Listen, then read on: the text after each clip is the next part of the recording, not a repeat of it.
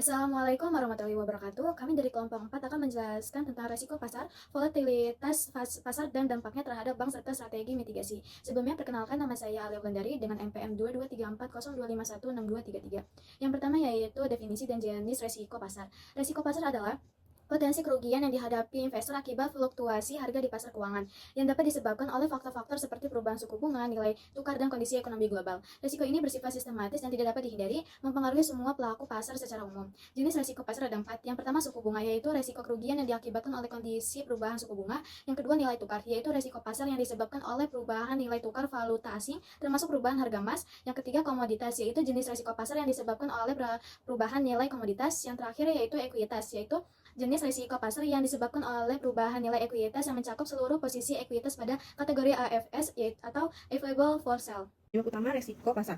Yang pertama itu resiko suku bunga. Perubahan suku bunga dapat mempengaruhi nilai aset dan kewajiban bank sehingga berdampak pada profitabilitas bank. Menaikkan suku bunga misalnya akan menurunkan nilai obligasi yang dimiliki bank. Yang kedua risiko nilai tukar kurs. Itu terjadi ketika bank memiliki eksposur pada mata uang asing. Fluktuasi nilai tukar dapat mempengaruhi nilai aset atau kewajiban dalam mata uang tersebut.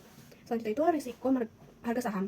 Bank memiliki portofolio saham rentan terhadap perubahan harga saham di pasar. Penurunan harga saham dapat mengurangi nilai portofolio investasi bank. Yang ketiga, yang keempat, risiko harga komoditas. Jika bank memiliki investasi atau pinjaman terkait dengan komoditas tertentu, perubahan harga komoditas tersebut seperti minyak, emas dapat mempengaruhi portofolio bank. Risiko pasar memiliki dampak signifikan terhadap kinerja dan stabilitas bank. Risiko ini merujuk pada potensi kerugian yang dihadapi bank akibat fluktuasi harga di pasar, seperti perubahan nilai tukar, suku bunga, dan harga komoditas.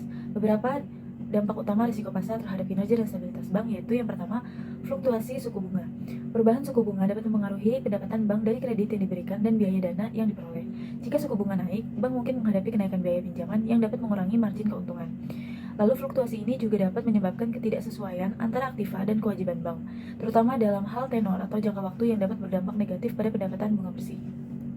Lalu risiko nilai tukar. Bank yang memiliki eksposur pada mata uang asing berisiko menghadapi kerugian jika terjadi volatilitas nilai tukar.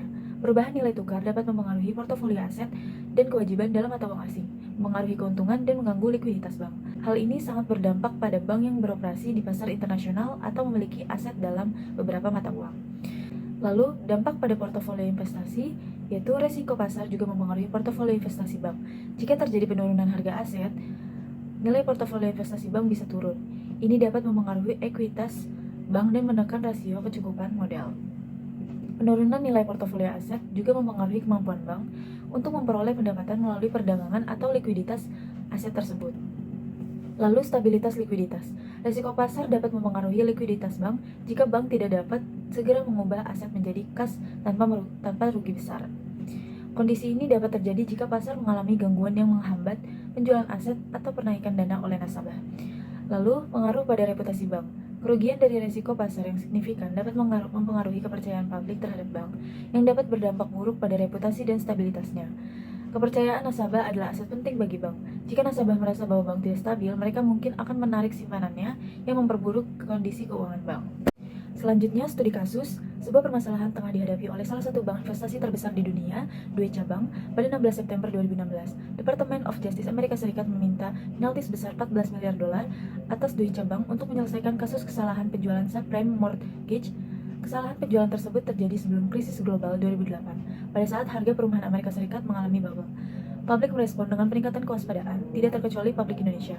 Hal ini menunjukkan bahwa interkoneksi keuangan global telah meningkat, mengingatkan kita untuk lebih waspada terhadap kondisi perekonomian global. Deutsche Bank menyatakan bahwa akan berusaha menegosiasi angka penalti tersebut hingga hanya menjadi 5,4 miliar dolar. Pasar merespon tuntutan tersebut secara negatif, terbukti dari merosotnya saham Deutsche Bank.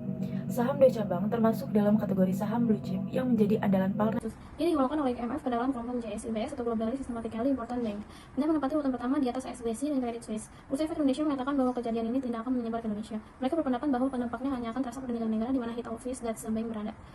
Kasus Deutsche Bank ini menunjukkan bahwa kewaspadaan publik atas kesehatan institusi keuangan global semakin meningkat pasca krisis keuangan global 2008. Publik merespon berita permintaan penalti kepada Deutsche Bank dari Department of Justice dengan kekhawatiran bahwa bank tersebut akan menjadi too big to fail dan mengakibatkan krisis keuangan.